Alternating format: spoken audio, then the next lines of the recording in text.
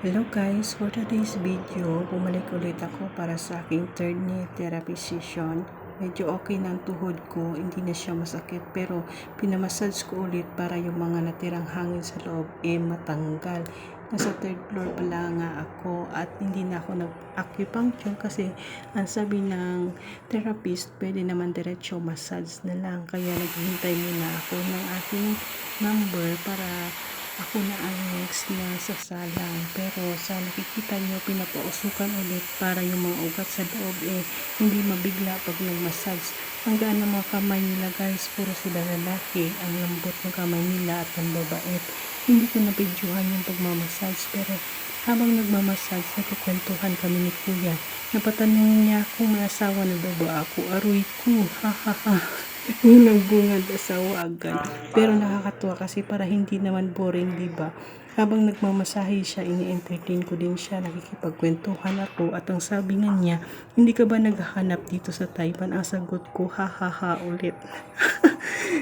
At nang natapos na ako, nag-iisip ako kung ano kailangan kong bilhin ngayon dahil gabi na at hindi naman masyado mainit at ayaw kong lumabas sa tanghali kasi grabe sobrang init pa rin. At dahil August, summer dito sa Taiwan, buti at naisip ko muna na bumili ng nuts pala kasi para may ngangat-ngat din ako pag nanonood ako ng video or nag-i-edit ng aking mga videos. At yan na nga guys, patapos na ako, palabas na at pauwi na rin, pero dadaan muna ako sa PX Mart. Maganda ngayon ang panahon, hindi masyado mainit, hindi masyado malamig. Tama-tama na sana, maganda sa walking time, pero hindi ko pwede ibinat yung aking mga paa na tagal maglakad para hindi masyadong bumalik ulit na sumakit yung tuhod ko ba. At ngayon, pupunta na ako sa PX Mall para bumili ng nuts. Ang ganda dito sa Taiwan kasi sumusunod sila sa traffic rules. Pag stop talaga sa nakikita mo, diba? Kasi disiplinado sila kasi may mga penalty pag hindi sumunod.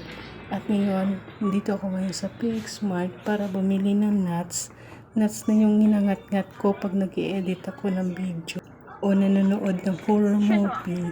Kaya kaysa chichirya na may bitchin at hindi maganda sa katawan, kahit medyo pricey ang nuts, at least nag-invest ka para sa health mo.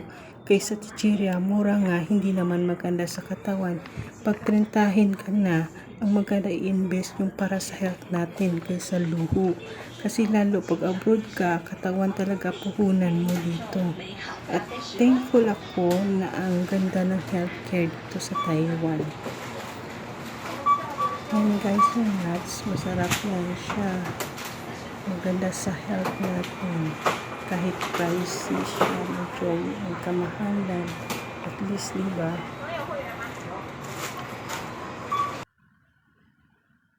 At ako'y pauwi na.